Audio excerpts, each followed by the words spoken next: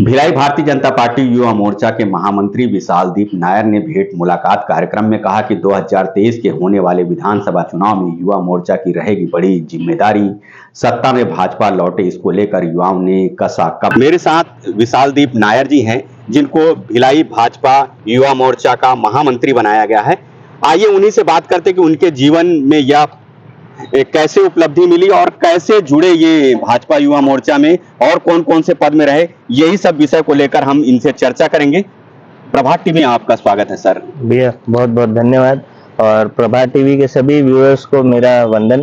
Sir ये बताएंगे कि कैसे शुरुआत हुई, कैसे आए, क्योंकि युवा हैं आप, कैसे झुका हुआ भाजपा को ही और इस पार्टी को कैसे चुना कि इसमें शामिल होना चाहिए, कैसे शुरुआत हुई आपकी? भैया ये तो असल में मेरे को परिवार से मिला हुआ है। मेरे पापा भी एक सक्रिय राजनीति में अपनी भागीदारी दिए थे और कॉलेज के टाइम से ही एक झुकाव था कि पार्टी के लिए कुछ करना है और जो सच्चाई है हिंदुत्व के लिए कुछ करना है, ऐसा था।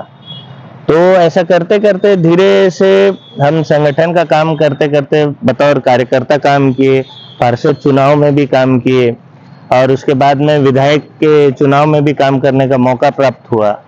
और ऐसा करते करते हमको एक बार मौका मिला संगठन के लिए काम करने के लिए एक कार्यकारिणी सदस्य के रूप में, और उस दायित्व को अच्छे से निभाने का एक अवसर भी प्राप्त हुआ और मुझे लगता है कि उस मौके की वजह से मुझे आगे पार्टी के लिए काम करने का मौका भी मिला। बड़ा भीड़ था या आप तो पहले दौड़ में भी थे भिलाई जिला अध्यक्ष का, लेकिन नहीं मिल पाया।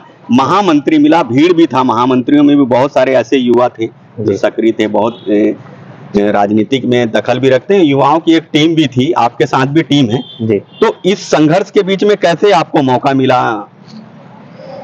अब पार्टी में हमारे पार्टी बाकी पार्टियों के अगर कंपैरिजन करेंगे तो हमारे पार्टियों में जो दायित्व है वो बहुत कम है और मैं ये समझता हूँ कि हम सब एक परिवार हैं। कोई कभी अध्यक्ष बनता है, कोई कभी महामंत्री बनता है, तो कोई कभी मंडल का अध्यक्ष बनता है। आखिरी बूथ तक के वो कार्यकर्ता बराबर हम समझते हैं। हम ये नहीं समझते कि भाई कोई अध्यक्ष है या महामंत्री के दायित्व में तो वो पार्टी के लिए काम कर रहा है। अरे आखिरी छोर का कार्यकर्ता भी हमारे लिए उतना ही महत्वपूर्ण है जितना कि हम सब। और रही बात ये प्रतिस्पर्धा की, तो प्रतिस्पर्धा तो हर चीज में होती ही है और हर किसी को हमारे अंदर जोश है कि पार्टी के लिए हमको भीड़ के काम करना है। हमारे सामने एक बहुत बड़ा लक्ष्य है। हमारे सामने आज 2023 का इतना बड़ा लक्ष्य है जो कि हमें पाना है और हम कर भी लेंगे। और आप भी जानते हैं कि युवा मोर्चा फ्रंट लाइन है, भारतीय जनता पार्टी की फ्रंट लाइन है और इसको साबित करना होगा हमें, हम सबको मिलकर। इसमें हम सब कंधे से कंधा मिला के अपना काम करेंगे। नेता किसको मानते हैं आप, जो आदर्श है, कौन आदर्श रहा नेता किसको मानते हैं आप? आज भिलाई में जितने भी शीर्ष नाम आप जानते हैं, मेरे से ज्यादा आप जानते हैं, सारे लोग मेरे नेता हैं। लेकिन अगर विशेष तौर पर देखा जाए तो जिलाध्यक्ष जी, प्रेम प्रकाश पांडे जी, विजय बघेल जी, ये सब लोगों के मार्गदर्शन पे मैं चलता रहा हूँ और खासकर माननीय सांसद विजय बघेल जी के साथ में काम करने का बहुत बार अवसर मिला और लंबे समय से मैं उनके साथ जुड़कर पार्टी के लिए सेवा दे रहा हूँ। ऐसा देखा जा रहा है कि भिलाई और प्रदेश में खींचतान चल रहा था, तो कितना सही है ये जो अफवाहें थी कि सच था, कितना ये खींचतान में कितनी सच्चाई है? संगठन को लेकर बड़ा खींचतान था, कितनी सच्चाई मानते हैं? नहीं, ये मुझे ऐसा लगता है कि ये एक परिवार है भारतीय जनता पार्टी और बहुत बड़ा परिवार है, राष्ट्र की सबसे बड़ी पार्टी है और इस परिवार में कभी कभी छोटे मोटे मतभेद हो सकते हैं। एक विचार पे हम चल रहे हैं कि हमें इस पार्टी को सफल बनाना है, 2023 का एक लक्ष्य है और उसमें थोड़ी बड़ी बातें हो सकती हैं, लेकिन इसका मतलब ये नहीं कि हमारे बीच में कोई विवाद है या कोई मनमुटाव है। आज भी हम सब एक दूसरे के साथ जुड़कर हम लोग अभी फोकस्ड है 2023 के लिए और बाकी मैं समझता हूँ कि ये तो एक ऐसा चर्चा का विषय है जो लोग अपने मजे के लिए बोलते रहते हैं, बाकी हमारे बीच में तो ऐसा कुछ नहीं है। ये सबसे बड़ा इस सवाल ये था कि अभी बजट पेश हुआ है, केंद्रीय बजट पेश है, जी। युवाओं को कुछ मिला है क्या इस बजट में, और क्या सोचते हैं आप कि युवाओं को क्या मिलना चाहिए बजट में? देखिए, मोदी जी के नेतृत्व में जो पार्टी ने आज तक के हासिल किया है, राष्ट्र में जो नाम हुआ, मतलब अंतर्राष्ट्रीय रूप में जो हमारे भारत का नाम हुआ है, वो और किसी के कार्यकाल में इतने ऊंचे स्तर पे तो नहीं था।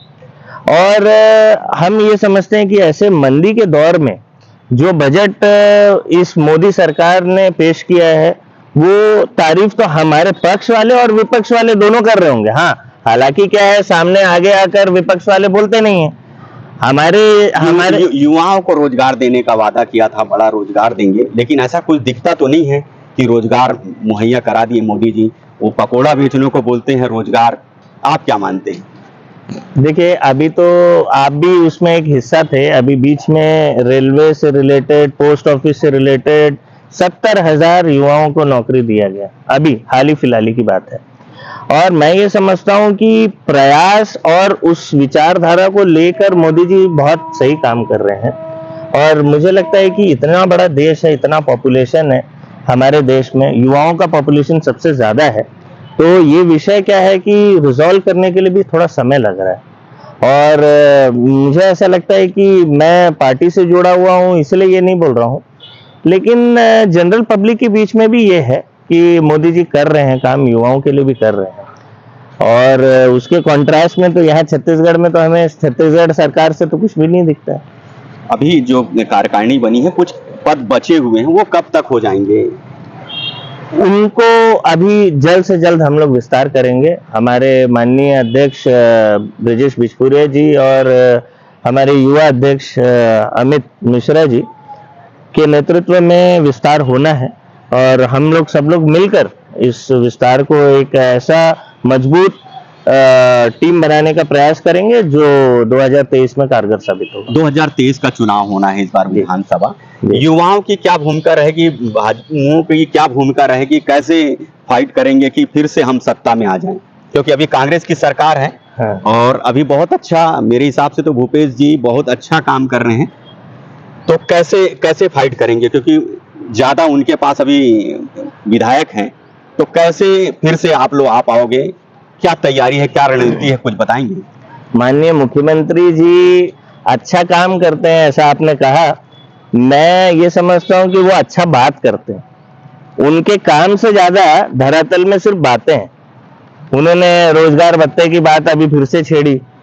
अरे, जो 4 साल में शुरू होकर यहाँ तक, अभी तक हम 4 साल देख लिए, यहाँ तक एक इंसान को ना नौकरी ढंग से मिल पा रही है, भत्ता तो दूर की बात है।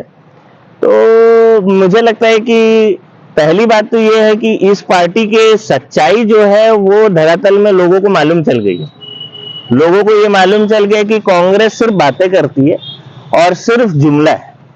और अभी फिर से इलेक्शन आने वाला है, तो आप अभी फिर से देख सकते हैं एक से एक वो जुमले देंगे चुनाव जीतने के इसमें। रही बात भारतीय जनता युवा मोर्चा की, भारतीय जनता युवा मोर्चा तो जैसे कि मैंने कहा कि फ्रंट लाइन है, भारतीय जनता पार्टी की रीढ़ की हड्डी है, और युवा जाग चुकी है। ये बात भूपेश सरकार को भी समझ में आ गया है, इसलिए उन लोग में भी हलचल आपको देखने को मिलेगी। और बहुत जल्द हम पूरी टीम के साथ, पूरी विस्तार की हुई टीम के साथ में इस कांग्रेस पार्टी को उखाड़ फेंकने में एकदम सफल रहेंगे 2023 में। ये आपने सुना, विशालदीप नायर जी बता रहे थे कैसे वो युवाओं की एक फौज खड़ी करेंगे और 2023 में फिर से भाजपा सत्ता में आए, इसको लेकर लगातार काम करेंगे। प्रभात टीवी के लिए मैं हूं रमेश भगत।